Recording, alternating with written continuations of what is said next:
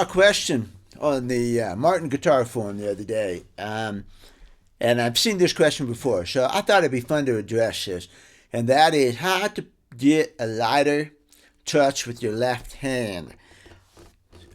This is kind of important, and my personal experience with this is that 1994, I went to Winfield, Kansas for the first time. And if you've ever been to Winfield, you know that's a great big festival. You do a lot of jamming. I jammed for a week solid, like constantly. Most I've ever really jammed in an intensive period of time. Even when I went to music school, we didn't jam that much. You do your practicing, and then you'd have breaks. But at Winfield, I jammed nonstop. On the drive home, felt like I had a wristwatch on, and I don't wear watches, and I don't have my festival band anymore. And when I realized I had tendonitis in the left hand, it took about 6 weeks to really get over that. To where that feeling of having a watch on went away, and I lost strength in my left hand. So this is a potentially damaging situation.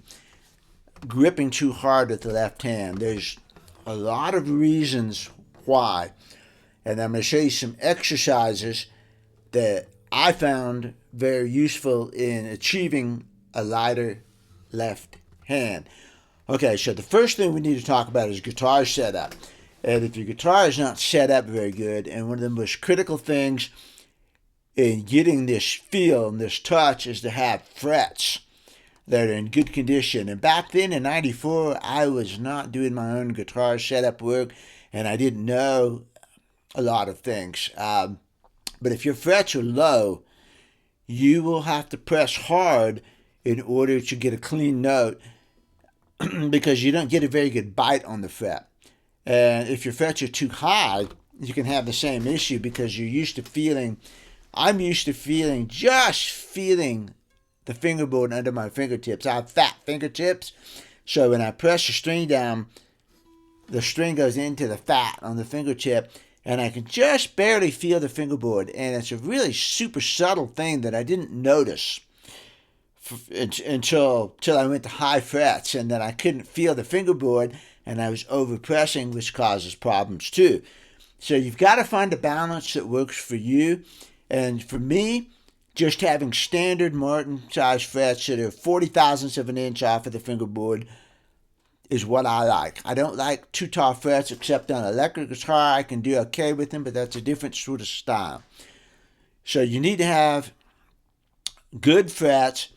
I need to have a fairly flat fingerboard with maybe 4 thousandths of an inch of relief or something, so that I don't have to press too hard into that relief. Same thing with the relief that is a low action. If you have a high action, you're going to have to press hard.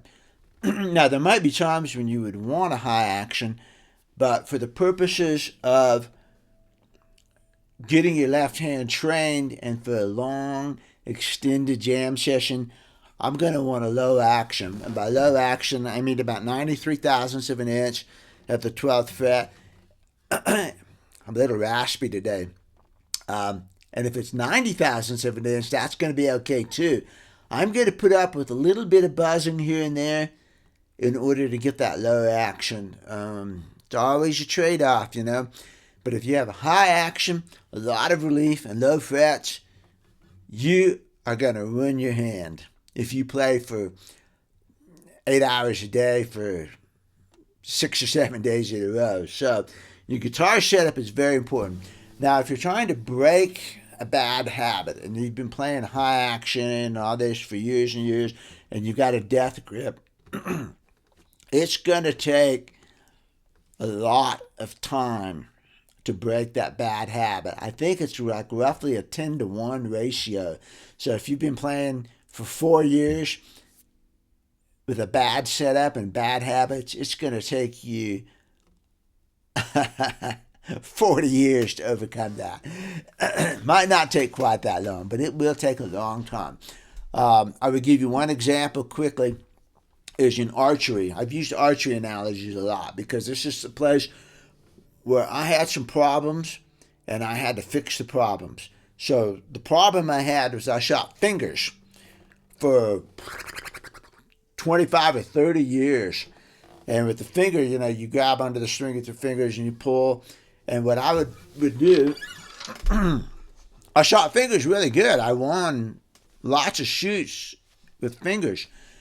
But I developed a lot of bad habits. So when I went to a release, those bad habits surfaced immediately. And what I found out was when I shot with fingers, first of all, your hand is turned this way because you're holding onto the string. I would pull back like this, and the tension of the bow is on here, and I would relax the finger.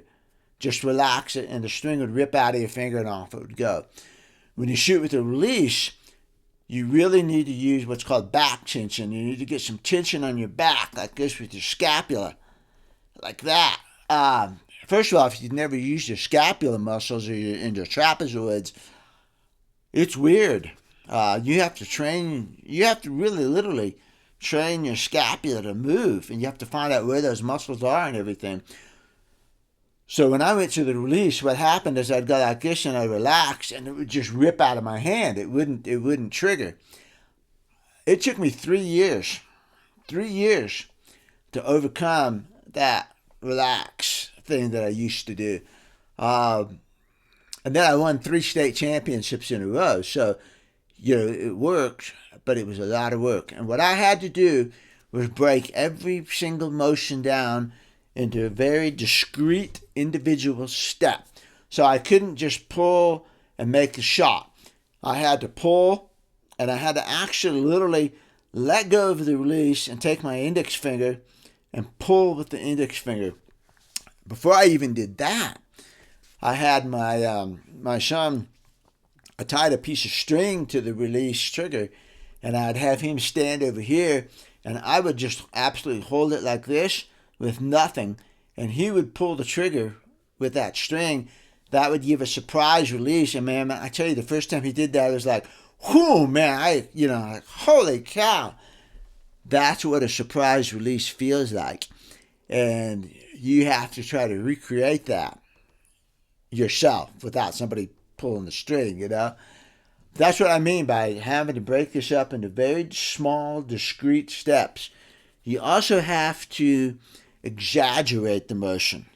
I had to exaggerate the motion. So I had to really get away from even touching that trigger, pull that bow back like that, and hold and pull against that bow. You normally wouldn't pull that hard against it, but I had to get that tension in my back to feel that tension, that constant tension, instead of just resting. So I had to pull that tension and not know when it was going to go, and pow, and the thing would just explode. Once I got the way that was supposed to feel, then I was able to try to recreate that feel. All right, so you know that in archery and most sports, basketball or whatever, there's a follow-through. So I knew that in archery, there's a follow-through where you go like this and you're pulling and you shoot and your hand goes like this and the bow, goes away. Well, the thing that I was doing was faking that. So I would go like this and I'd make a shot and then I'd go like this and go through the motion. And I thought I was doing a follow-through, and it wasn't until I videotaped myself and then slowed it down really slow, and you could clearly see where I went like this. And I realized then that I was faking it, and I didn't really have the true follow-through. It wasn't until we started pulling the trigger with the string, with me at hard tension, that I'm pow. Oh man, it was a completely different feeling. That's true in every sport or every activity where I've tried to correct a bad habit. You have to sometimes really exaggerate the motion that it is that you're trying to create so that you can really feel what it feels like. So, for instance, back to musical instruments here. On banjo, actually on guitar for that matter, it's very useful to play really, really hard. And you don't worry about the buzzing or the tone or anything, but you go. And you try to break those strings. And what that does is ingrains that power and that feel and that motion into you. If you're trying to learn a new song, for instance, don't be tentative about it. Take it and go. Let me think of a song here real quick. Let's say, just Big Sky Oda, you know. Play it hard.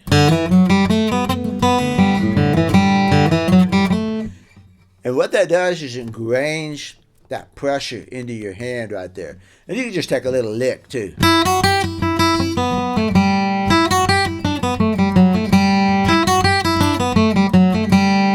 This is really good on banjo. You put a mute on and you play that thing as hard as you absolutely can. You can also do that.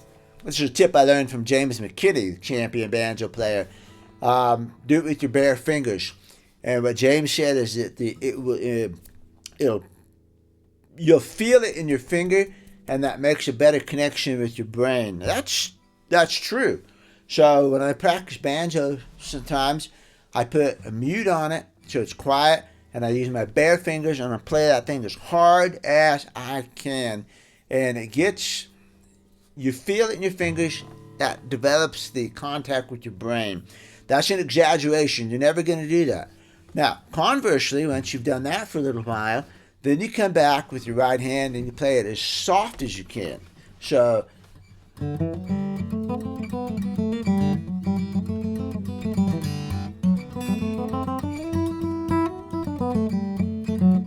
barely making any noise at all, but you're also trying to get that with your left hand to get those notes right, see?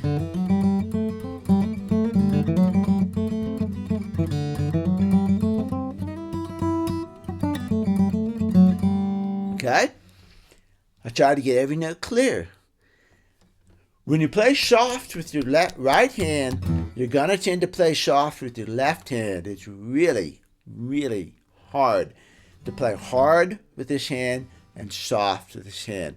But by separating the two, playing hard, playing soft, you get the feel for what it's like over here to get this feel and get this feel. So then eventually you can divorce the two things, separate the two things, so that you're able to play with a little bit more force with this hand, but without increasing the pressure over here to a point. The harder you play over here, the more pressure you put on that string. It's going to take some more pressure to hold that string down and keep it from moving. You can't play with a super light touch and play this hand hard because the string is going to vibrate and slop around. You've got to put a pressure on there, but you don't want to put too much pressure. So you separate the two pieces and practice them together. Then you can do things like this where you don't even play at all with this hand, and you just do your left hand motion.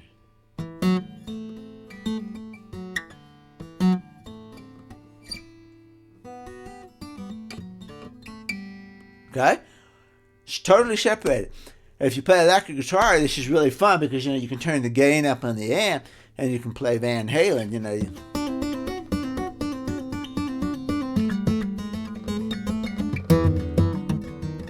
And you can do that. And that's not a bad exercise. Even on acoustic guitar, see what you can do there. To do a hammer on there, you're going to have to use some force. And so, don't go overboard on this, but it does.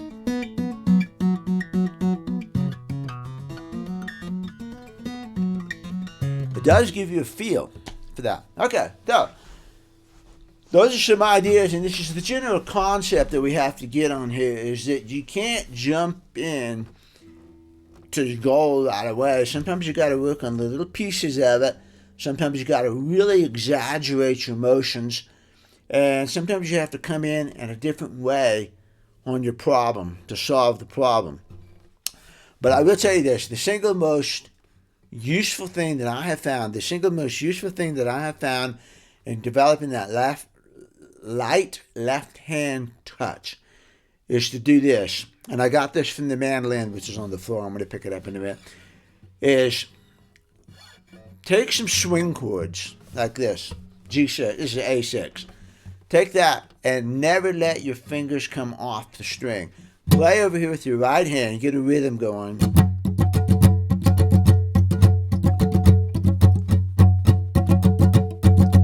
And I'm dampening the notes, but my fingers are still on the strings. And then slowly push in with your fingers until you make a clean note.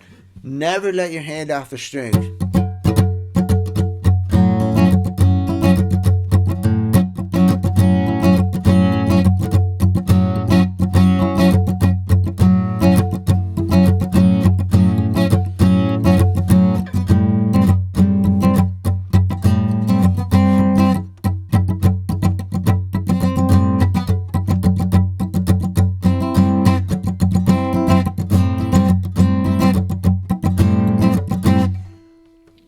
Feel really hard for the point at which you relax your fingers and the note goes dead. And you can do it with a single string too.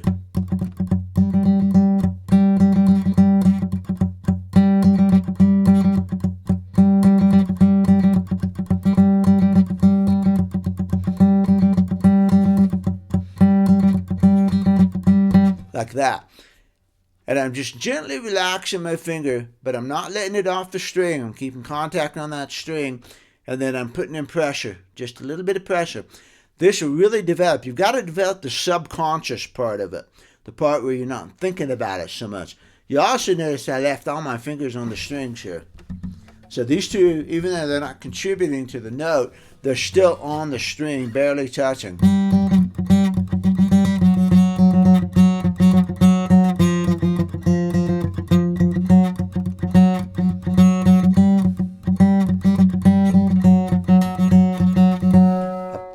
Let that figure off. Now that's because I practice this a lot.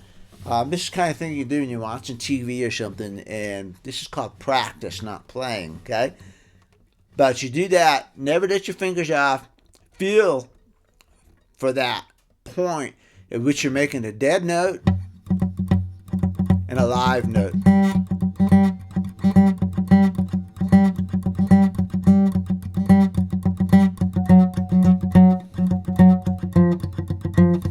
You can make some fun songs like that, you know.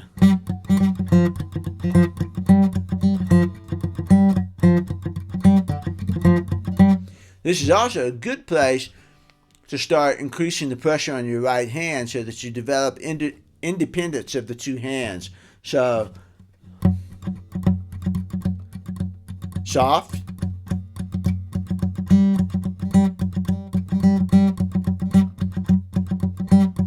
I'm going to bring up the right hand.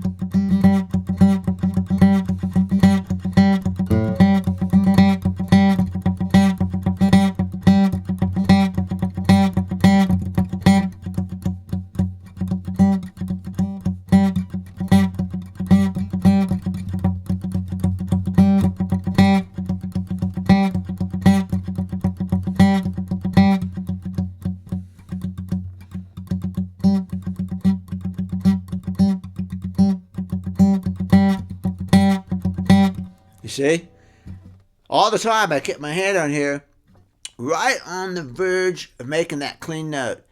And when I was ready for a clean note, I increased the pressure just a little bitty bit. I got the clean note. Meanwhile, the right hand is doing its thing where it's going louder and softer and louder and softer. And you can see that if you practice this, you're going to automatically develop a sense of dynamics too. Because again, you're working on your subconscious brain here, and all I was doing is playing it right there. So I'm just thinking to myself, let's bring the volume up a little bit. Boom, bring the volume up a little bit. Let's take it down a little bit. Boom, take it down a little bit. And you will automatically, subconsciously develop a sense of dynamics so that when you're playing an actual tune, it will come out in your playing. So, you know.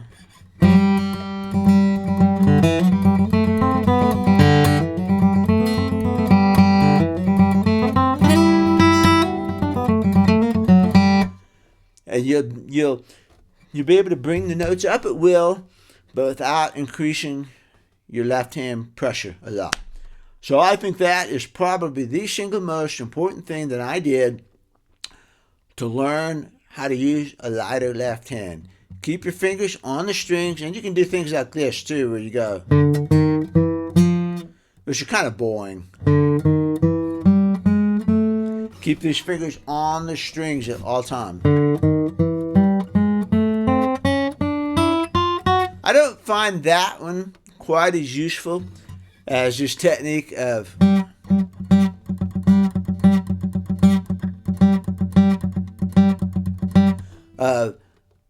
relaxing tension, back and forth, real subtly. I think that is the most important thing. The other things are kind of like what I was talking about with the cross training, doing some other things that are peripheral to your goal, but still relate to it. And so this kind of thing, it's boring because it's rote. When you do a rote memorization, I did a lot of that in music school, and it made me really good at doing that. But that didn't really translate off into playing music or something as much as actually sitting there and jamming to myself, you know?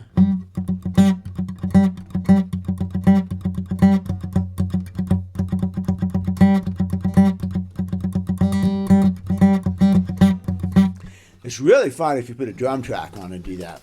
And then you can actually groove on it, you know? So over on mandolin, that's really where I got the idea of doing it. Once I started studying Sam Bush. You know, Sam's got these rhythms here.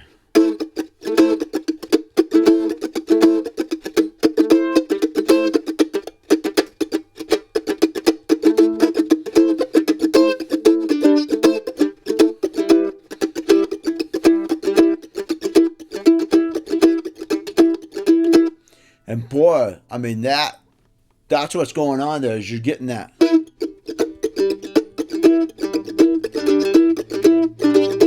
And I like to use the A minor chord for that because I've got the whole strings here.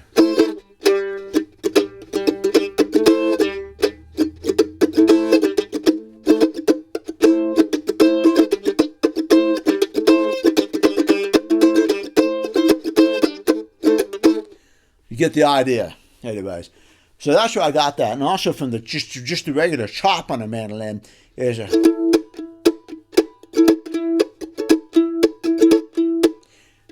That's what's going on with that. There's a lot of.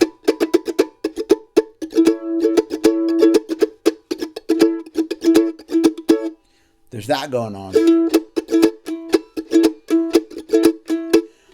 I had a mandolin chop from day one.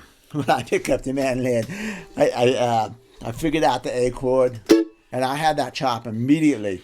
And I see a lot of other people having trouble with the chops, and when I studied it, I realized that the chop is really actually you holding the string right there, and then slowly pushing in and out. You don't do a chop like this. You can't do it.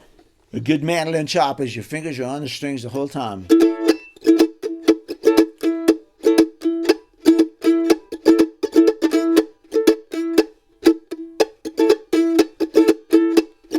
Right hand's just kind of going along, and I'm punching in and out when I want to make that chop pop. You know, that's it. Let's slow that down. Listen to the subtleties on that.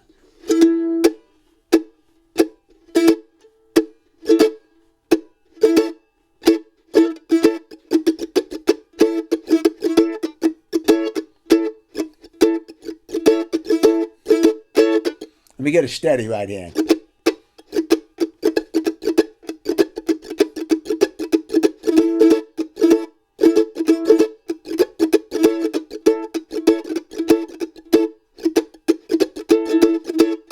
You see, that technique comes directly from mandolin. There it is, you know. When I started studying why my chop was good and why other people were having trouble with their chop, that's when I discovered that. I also discovered that a lot of people make too much strum on their chop.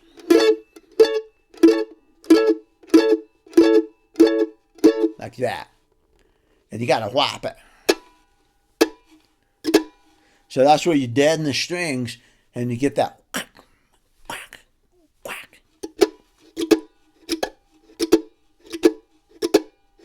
Whip. It's a whip. So again, that is a forceful right hand, but no tension whatsoever at all on the left hand right now. The left hand is just sitting here on this thing. The right hand is doing the dynamics. And so again, if we take the guitar again, but the mandolin is really good for this, break the pieces out. So I'm going to have a very relaxed left hand here. Left hand's not going to do anything. It's just sitting on the strings. There's no tension whatsoever. And I'm going to vary the tension in the right hand here.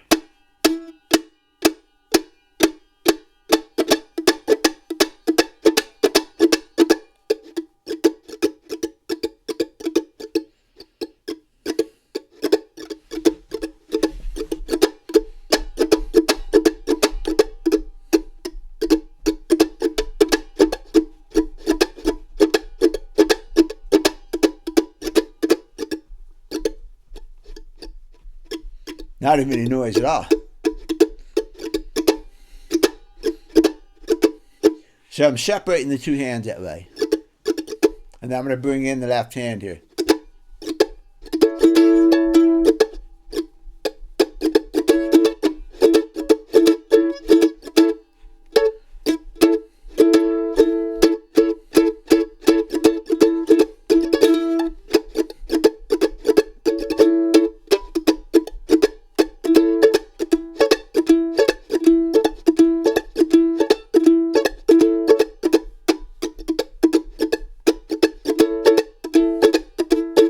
Notice what I did on that one is I put tension on the downstroke, and then when I did the upstroke I relaxed it. So I have a drum beat going on there.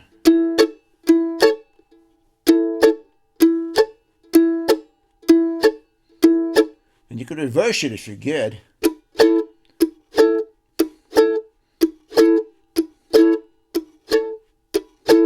This is an exaggerated motion. So that's an example of an exaggerated motion. I'm not doing this tiny little thing. I'm getting on that thing.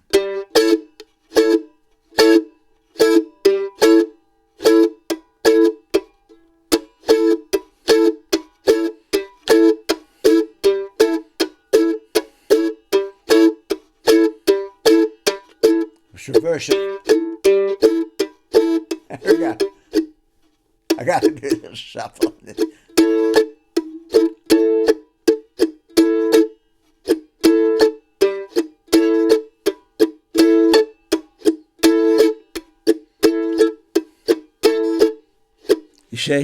You see how I'm playing with the different parts of the beat right there. So again, I'm separating the left and the right hands. I'm focusing on, I'm getting this one steady, and I'm putting my chop in at different places in order to shift it from clean notes on this side, chop on this side, and then I'm shifting it to do a chop on this side and a clean note on this side. And let me tell you, that is absolutely one of the best practices that I can do. And you can do the same thing on guitar. Is just take that concept. And believe me, when you get that sort of thing down, and you go over to electric guitar and start trying to play like Stevie Ray Vaughan shuffles, man, a Stevie Ray Vaughan shuffle is very, very, very much like a mandolin chop. There's a little bit more swing to it. There's a loose fret in there that I haven't put this fret back in. Acoustic guitar, okay?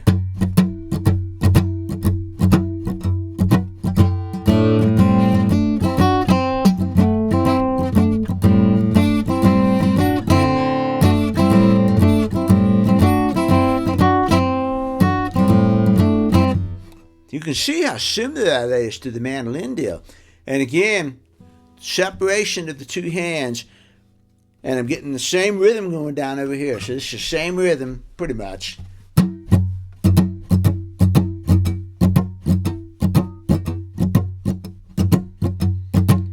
And punching in and out on the left end.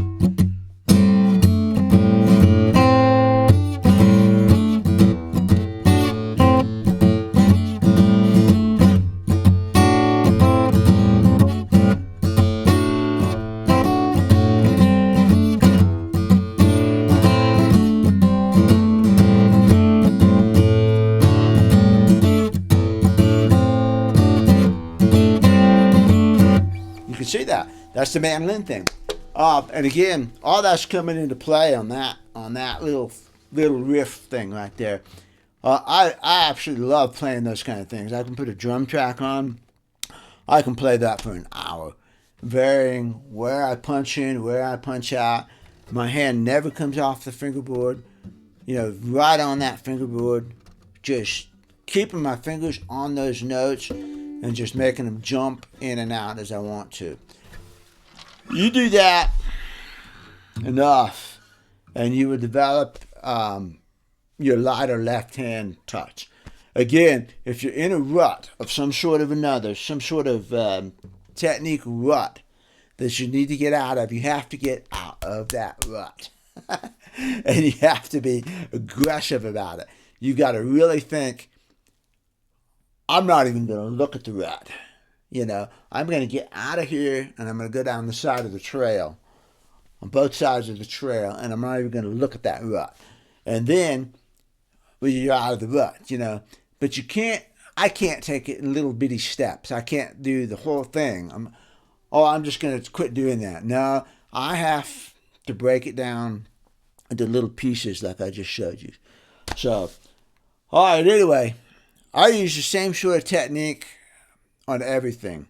So, banjo, when I'm trying to get a roll down that's really bothering me, put the mute on, take the finger picks off, and drive that thing as hard as I can with my fingers. Slow if you need to. Bam, bam, bam, and just really ingrain it in your head. You've got to make that connection, that nerve connection between your fingers, your hands, and your brain to its subconscious. It takes a long time. Electric guitar, I sit there and I just play that kind of shuffle rhythm back and forth. And believe me, it translates directly to mandolin. It translates directly to acoustic guitar playing swing rhythms or whatever rhythms, bluegrass rhythms, You're still doing that pop on the backbeat where you want to. So, get my fingers are dry.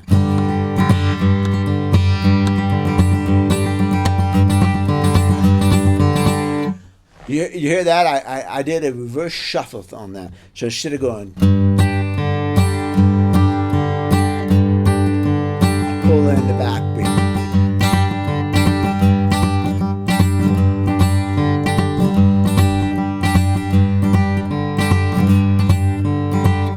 I use that rhythm on Blackberry Blossom.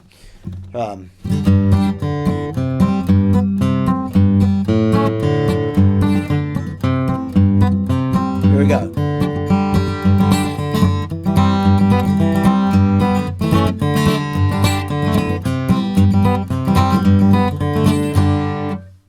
Gotta do that little bit more on the upstring on there.